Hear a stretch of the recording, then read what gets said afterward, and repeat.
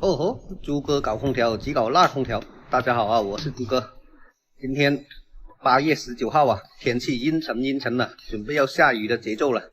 现在骑电动车去清洗2台空调。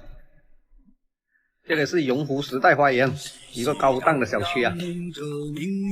但是这里是公司的宿舍，这个空调非常的脏啊，而且这台空调还漏水，底下还放一个桶在接水，已经叫我2、3天了，我今天才抽空过来帮他清洗。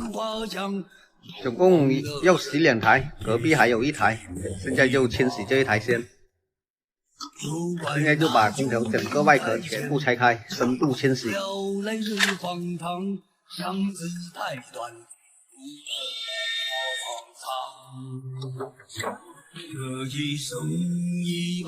空调安装上去到现在3、4年了，一直没清洗过。如果不是因为空调漏水，客户都不打算清洗。拆开就看得很清楚了，出风口里面风轮这里很厚的一层灰，非常的脏。这种空调如果不清洗，这样子用的话，非常的不健康、不卫生。马上把接水罩罩上去，接好防水工作，马上就可以清洗了。在队列救赎中堂，只能说说就是谎。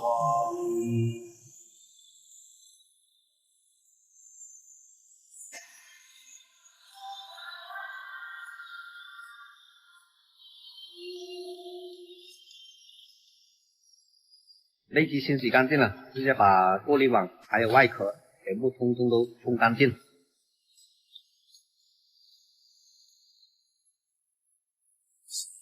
想让这命运的稻草，燃起希望，少一点灯光，多少新的滚烫。第1台已经洗好了，现在过来洗第2台，这一台更脏了，过滤网那么厚的灰尘，基本上都没拆出来清洗过。真的是看到都有点恐怖啊！而且这个宿舍还是一个女生宿舍，你说这空调怎么用的呢？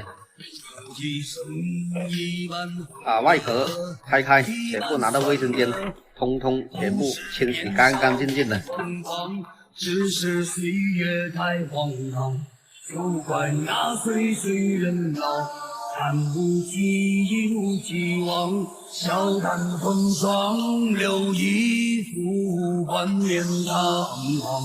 这一生一半欢乐，一半酸了，在队列救赎中堂，只能说说就是谎。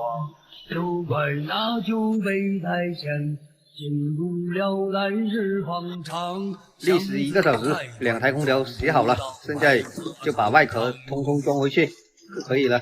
一生一半欢乐，一半酸了，不是年少不疯狂，只是岁月太荒唐。就怪那岁岁人老，看不起一如既往，笑看风霜，留一副冠冕堂皇。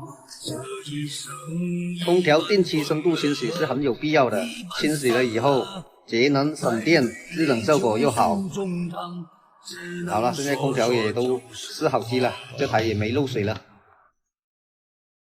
每天多挣几百，生活多姿又多彩。